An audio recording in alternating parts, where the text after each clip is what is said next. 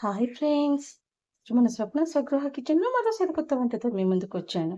అదే గోడు చిక్కుడుగాయ అండి. వీటిని మీ సైడ్ ఏమని పిలుస్తారో నాకు కామెంట్ బాక్స్‌లో కామెంట్ పెట్టండి. మేము వీటిని గోడు చిక్కుడుగాయ అంటాము. చూడండి ఎలా ఉంటాయో. వీటిని ఇప్పుడు నేను చిన్నగా కట్ చేసుకున్నాను. అయితే వీటిని ఉడకబెట్టకుండా టమాటో వేసి ఎలా వండాలో నేను ఇప్పుడు చూపిస్తాను మా పద్ధతిలో. సో, దానికోసం నేను పావు కేజీ గోడు చిక్కుడుగాయని తీసుకున్నానండి. తర్వాత ఒక 2 ఆనియన్స్ కట్ చేసి పెట్టుకున్నాను. అల్లం వెల్లుల్లి పేస్ట్, 4 టమాటోలు. సింపుల్‌గా వండొచ్చండి. చాలా టేస్టీగా ఉంటుంది. చాలా సింపుల్‌గా తక్కువ ఇంగ్రీడియెంట్స్ తోటి ఎలా వంట చేయాలో అనేది నేను నా ఛానెల్‌లో బ్యాచిలర్స్‌కి గూడా యూజ్ అయ్యేటట్టు చూపిస్తున్నాను. సో, నా వీడియోకి ఒక లైక్, షేర్ అండ్ సబ్స్క్రైబ్ చేసి మీ ఫ్రెండ్స్‌కి, చుట్టాలకి ఫార్వర్డ్ చేసి చూడండి. సో, ఇప్పుడు ముందుగా వంటలోకెళ్దాము. ముందుగా గిన్నె పెట్టుకొని ఆయిల్ వేసుకోవాలి. చాలామంది గోరుచిక్కుడుకాయ అనగానే ఇష్టపడరు. ఉడకబెట్టుకుంటారు. దాన్ని ఉడకబెట్టేసే వరకు దానిలో ముందే ఉడకబెట్టేస్తే పోషక విలువలన్నీ మనం లాస్ అయిపోతాం. సో, నేను చెప్పే పద్ధతిలో వండడం వలన ఎటువంటి పోషక విలువలను లాస్ కాకుండా చక్కగా టేస్టీగా ఉంటుంది కర్రీ అనేది. ఆయిల్ వేడైనాక తాలింపు గింజలు వేసుకోవాలి. వెజిటేబుల్స్‌ని ముందే ఉడకబెట్టుకోవడం వలన ఏంటి అంటే అందులో నీళ్ళల్లోనే మన కూరగాయలకు సంబంధించిన పోషక విలువలు, విటమిన్స్ అన్నీ కోల్పోవాల్సొస్తుంది. అది మనకు ఉడుకుతాయని చూసుకుంటాం గానీ, అట్లా ఉడకబెట్టుకొని వండుకోవడం అస్సలు మంచిది కాదండి. తాలింపు గింజలు వేసినాక అవి వేగుతుంటే ఆనియన్ వేసుకోవాలి. ఒక పెద్ద ఆనియన్ తీసుకున్నాను.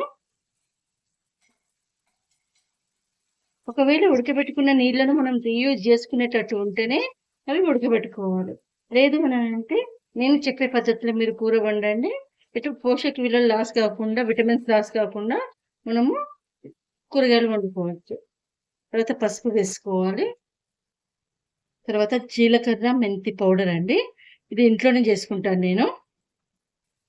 తర్వాత అల్లం వెల్లుల్లి పేస్ట్. ఇది హై ఫ్లేమ్ మీద చేయొద్దండి. మీడియం టు సిమ్ ఫ్లేమ్ మీదనే చేయాలి వంట.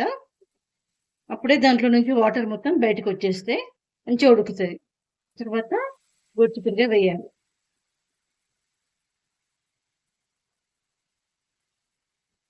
ఇప్పుడు కొంచెం ఉప్పు వేసుకోవాలి. ఉప్పు ఎందుకు వేసామంటే కూరగాయలు ఉడికి దాంట్లో నుంచి నీరు బయటికి రావడానికి. తర్వాత మూత లెక్క దీని మీద మూత లెక్క ఒక ప్లేట్ పెట్టేసి అందులో వాటర్ వేయాలి. ఈ వాటర్‌లో ఉన్న ఆవిరితోటి కూరగాయలనేవి ఉడుకుతాయి. ఈ పద్ధతిలో ఉడికించి చూడండి మీరు కూర ఎంత రుచిగా వస్తుందో ఒకసారి వండుకొని చూసి నాకు కామెంట్ పెట్టండి.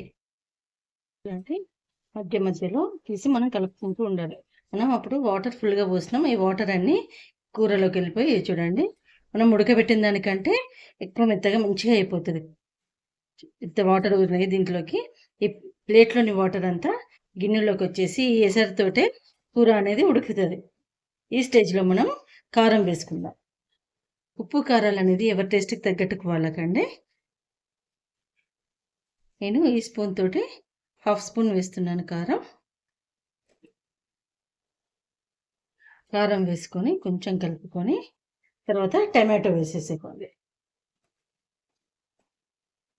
టమాటో వేసేసి మన ఇష్టం. ఇప్పుడు వాటర్ తోటి పెట్టొచ్చు, వాటర్ తీసేసి పెట్టొచ్చు.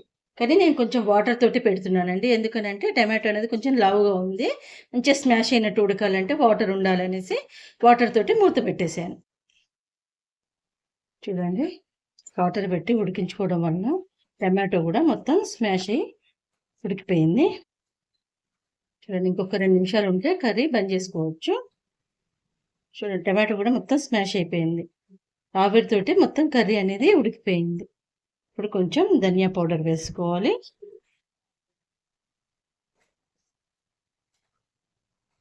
చూడండి ఇంత చక్కగా ఉడికిపోయిందో మెత్తగా గోరుచిక్కుడుగాయ టమాటో కలిపేసి. సో, ఇలాంటి సింపుల్ వంటల కోసం నా ఛానల్‌ని లైక్, షేర్ అండ్ సబ్స్క్రైబ్ చేయండి. స్వప్న స్వగృహ కిచెన్. Thank you.